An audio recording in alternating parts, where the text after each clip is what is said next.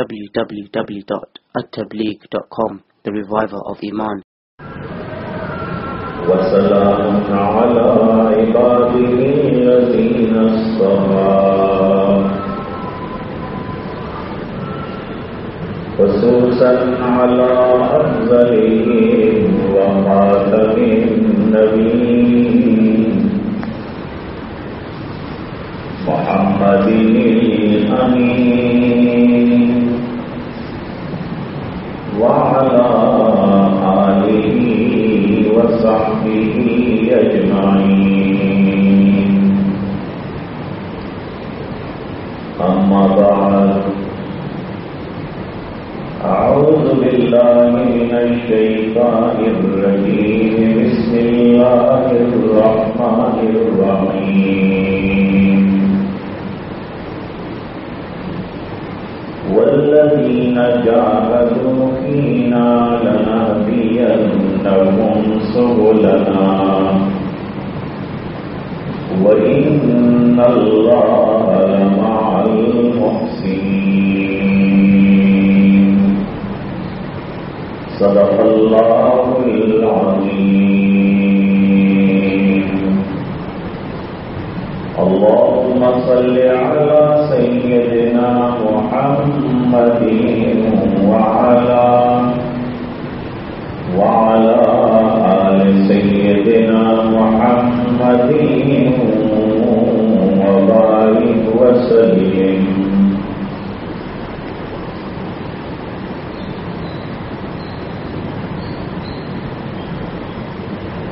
قرآن کریم اللہ کے ضابطوں کی کتاب ہے. اس میں جو ضابطے بیان فرمائے ہیں، جو قانون بیان کیے ہیں، وہ اٹل قانون ہیں، قیامت تک کے لیے ہیں.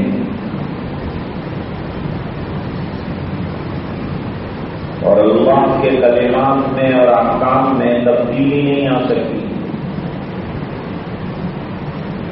لا تبدیل لکلمات اللہ.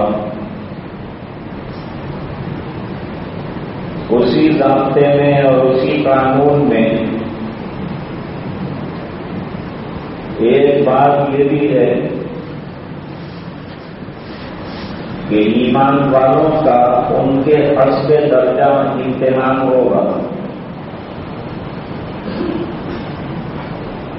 اور امتحان کے بعد کامیابی ملنے پر اللہ تعالی درجات رفیعہ عطا کریں گے.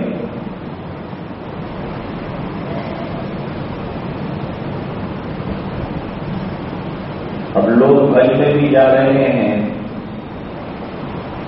سیرت ابراہیم ہمارے سامنے ہے. حضرت ابراہیم علیہ السلام کی پوری زندگی قربانیوں سے لبریز ہے.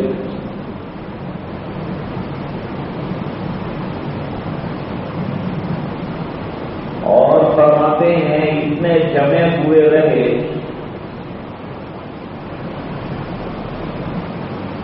کہ ان کے مقابلے میں امت ہلکی ثابت ہوگی جماؤ کے اندر توحید پر.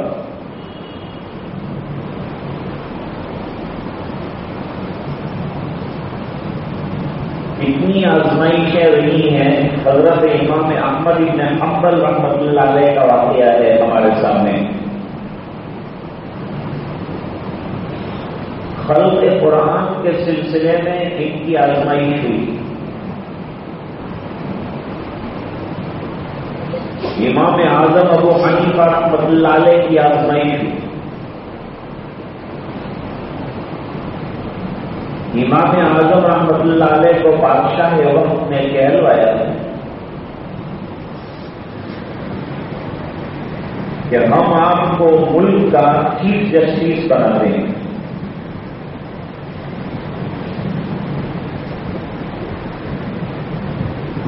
حضرت نے فرمایا کہ یہ اتنے بڑے عہدے کے میں لائق نہیں ہوں. اس کے لیے جو لیاقت درکار ہے وہ مجھ میں نہیں ہے. میں قاضی نہیں بننا چاہتا، میں جج نہیں بننا چاہتا. بادشاہ نے کہلوایا کہ آپ میں صلاحیت ہے لیکن آپ غلط بیانی کر رہے ہیں. امام صاحب نے لکھا کہ جو غلط بیانی کرتا وہ جج بننے کے لائق نہیں ہوتا. لہذا میں جج بننے کے قابل نہیں ہوں. تمہارا بھی قول یہ. بادشاہ نے قسم کھا لی تو میں بنا کے چھوڑوں گا. تو امام صاحب نے بھی قسم کھائی کہ میں نہیں بنوں.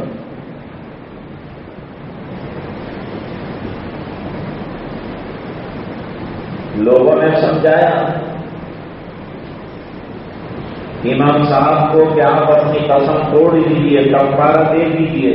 کہ بادشاہ کے لیے کفارہ دینا آسان ہے, بنسبت میرے.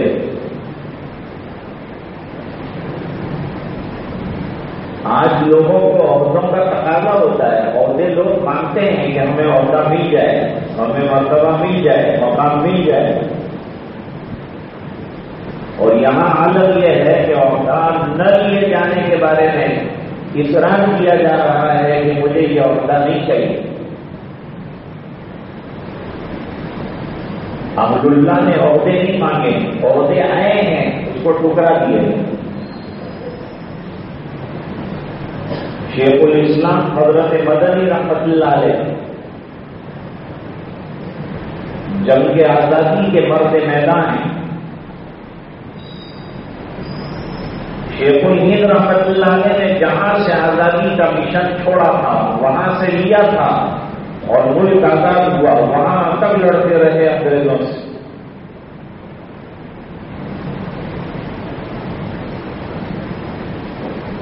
جب حکومت بن گئی, جب اقتدار آ گیا تو آفر کیا گیا عہدہ کہ آپ کو جو منسٹری چاہیے ہم دینے کے لیے تیار ہیں. جو عہدہ آپ دینا چاہتے ہوں ہم لوگ منظور کر لیں گے. آپ فرما دیجیے کہ فلاں عہدہ چاہیے, ہم دے دیں گے. حضرت کی قربانیوں کو دیکھتے ہوئے حضرت نے جواب دیا کہ قربانیاں عہدے کے لیے نہیں دی. ایک مسلمان ہونے کے ناطے سے میرا فریضہ ہے اور ذمہ داری ہے. وہ ذمہ داری کو میں نے نبھایا تھا. لہذا جن کو چاہیے ان کو عہدے دے دیے جائیں. اور مجھے تو مدرسے کی چٹائی کافی, مجھے عہدے نہیں چاہیے. تو عہدہ منظور نہیں کیا. امام صاحب نے جب عہدہ منظور نہیں کیا تو ان کو قید خانے میں ڈال دیا گیا, قید کر دیا گیا. اور قید خانے میں روزانہ اصرار کرتے تھے کہ آپ کو یہ عہدہ قبول کرنا ہے, چیف جسٹس پورے ملک کا بنایا جائے گا. حضرت انکار کرتے رہے کہ مر جاؤں گا لیکن یہ عہدہ نہیں لوں گا, کیونکہ انصاف کرنا بڑا نازک کام ہے.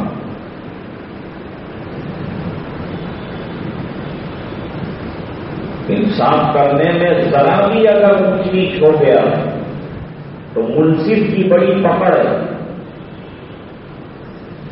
اس لیے کہا گیا ہے کہ جس کو جج بنایا گیا سمجھ لو کہ بغیر چھری کے ذبح کیا گیا. تو حضرت قبول نہیں کرتے تو قید خانے میں زمین پر لٹایا اور لٹا کر منہ کے اندر زہر کا پیالہ اڈیلا, منہ بند کر دیا تھا کہ مجھے معلوم ہے کہ مجھے مار ڈالنے کے لیے یہ پلایا جا رہا ہے. میں اگر منہ کھول کر پیوں گا تو خودکشی ہو جائے گی. خودکشی کرنا ناجائز ہے. زبردستی منہ کھولا گیا اور وہ پیالہ اڈیلا گیا. اسی میں شہادت ہوئی امام اعظم ابو حنیفہ رحمۃ اللہ علیہ. تو درجہ اونچا تھا تو امتحان بھی ایسا زبردست ہوا. امام احمد بن حنبل رحمۃ اللہ علیہ کو خلق قرآن کا مسئلہ پیش آیا. اس زمانے کے سلاطین اور معتزلہ قرآن کریم کے مخلوق ہونے کے قائل تھے.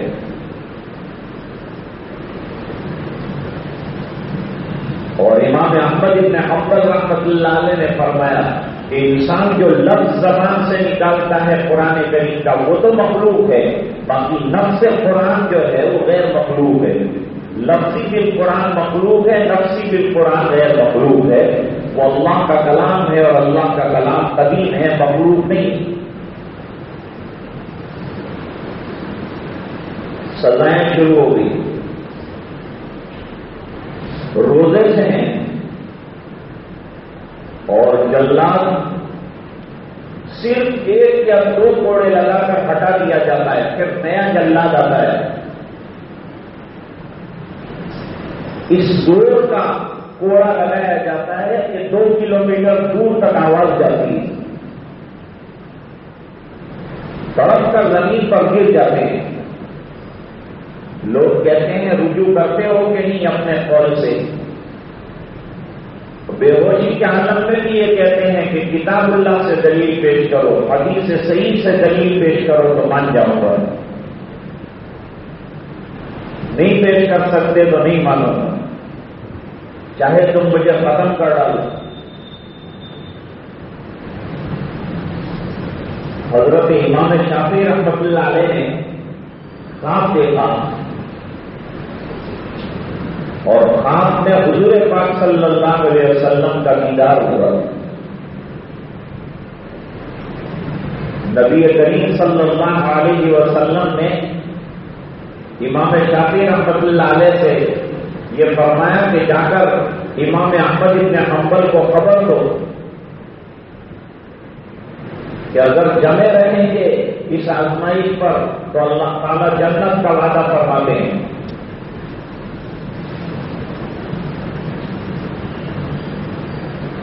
بشیر احمد بالجنت علی بلوہ تصیبہ، یہ خوشخبری سناؤ کہ جس آزمائش سے امام احمد بن حنبل گزر رہے ہیں یہ آزمائش پر اللہ تعالیٰ کے یہاں جنت کا وعدہ ہے، میری طرف سے بشارت سناؤ. تو بہت لمبا فاصلہ. حضرت امام شافعی رحمۃ اللہ علیہ نے ان کے یہاں ایک صاحب تھے امام مزنی رحمۃ اللہ علیہ، ان کو بھیجا کہ جا کر یہ خبر سناؤ، یہ خواب سناؤ امام احمد بن حنبل رحمۃ اللہ علیہ کو. بغداد میں آ کر کے یہ خواب سنایا بہت دور سے. جب خواب سنایا تو امام احمد بن حنبل رحمۃ اللہ علیہ رو پڑے کہ میں امتحان تو دے رہا ہوں لیکن نبی کریم صلی اللہ علیہ وسلم کا تشریف لانا اور بشارت دینا اس بات کی علامت ہے کہ میں شاید اس میں کمزور پڑ جاؤں گا. تو حضور تقویت دے رہے ہیں، میرے امتحان میں جمے رہنے کی تقویت ہو رہی ہے. اور مجھے یاد کیا میرے آقا نے تمہیں یہاں تک امام شافعی رحمۃ اللہ علیہ نے بھیجا تو بہت بڑی بات ہے. لو یہ میری چادر ہدیہ میں لے جاؤ. تم نے بشارت سنائی ہے، بشارت سنانے والے کو ہدیہ دیا جاتا ہے، لہذا میں اپنی کمبل اور چادر تمہیں اس بشارت دینے پر دیتا ہوں، ہدیے میں دے. یہ چادر لے کر امام مزنی رحمۃ اللہ علیہ امام شافعی رحمۃ اللہ علیہ کی خدمت میں آئے تو امام شافعی رحمۃ اللہ علیہ نے فرمایا حق تو تمہارا ہے، تمہاری چادر میں لے تو نہیں سکتا، لیکن یہ ایسی برکت والی چادر ہے کہ اسے پانی میں ڈال کر اس کا غسالہ میں پیوں گا. یہ ایسی برکت والی چادر ہے جو بشارت نبی کی خوشی میں دی گئی ہے. اتنی بڑی آزمائش کے باوجود امام احمد بن حنبل رحمۃ اللہ علیہ کے تاریخ میں لکھا ہے کہ آخری عمر میں بادشاہوں نے کہا حضرت ہمیں معاف کر دیجیے، ہم نے آپ پر بڑا ظلم کیا، کوڑے برسائے، آپ کی پیٹھ جو ہے اس سے چمڑا ادھڑ گیا اور سرخ نشانات جو ہیں کتنے بن گئے. تو معاف کر دیجیے یہ تکلیف اور یہ آزمائش سے آپ کو دو چار رکھا. فرمایا تمہارا تعلق حضور پاک صلی اللہ علیہ وسلم کے خاندان سے ہے. اس بنا پر تمہارا جلاد جب دوسرا کوڑا مارتا تھا تو میں پہلا کوڑا معاف کر دیتا. امت کو امتحانات اور آزمائشیں آتی رہی ہیں اور درجے کے اعتبار سے رہی ہیں. درجہ جن کا اعلیٰ ان کے امتحانات بھی اونچے، اور جو درجہ جس کا ہے اس کے مطابق امتحان. سب سے بڑا امتحان تو نبیوں کا اور اس کے بعد ان کے ماتحتوں کا. اشد البلاء الانبیاء ثم الامثل فالامثل. سب سے زیادہ امتحان سب ہوتا ہے. درجے میں سب سے رقی لوگ وہ کون ہیں؟ حضرات انبیاء علیہ السلام. ان کا ہوتا ہے.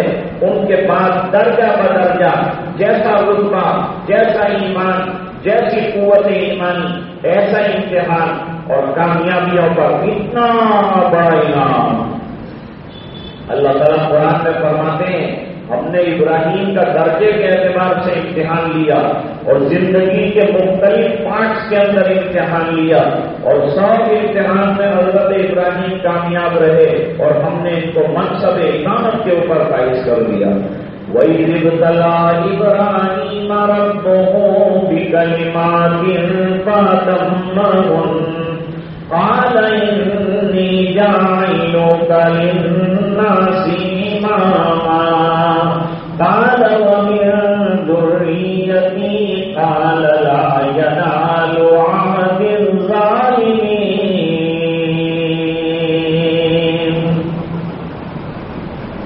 اس لیے شاعر نے کتنی اچھی بات کہی کہ آزمائش کو تو گلے سے لگانا ہے، اس سے بھاگ کر کوئی فائدہ نہیں ہے. آنے دیجیے، پھر اللہ کامیابی بھی عطا فرمائیں گے. آزمائش ہے نشانے بندگان محترم، آزمائش ہے نشانے بندگان محترم، اور جانچ ہوتی ہے انہی کی جن پہ ہوتا ہے کرم. اللہ جن کو نوازنا چاہتے ہیں ان کو آزماتے بھی ہیں، نواز کر انعامات بھی دیتے ہیں.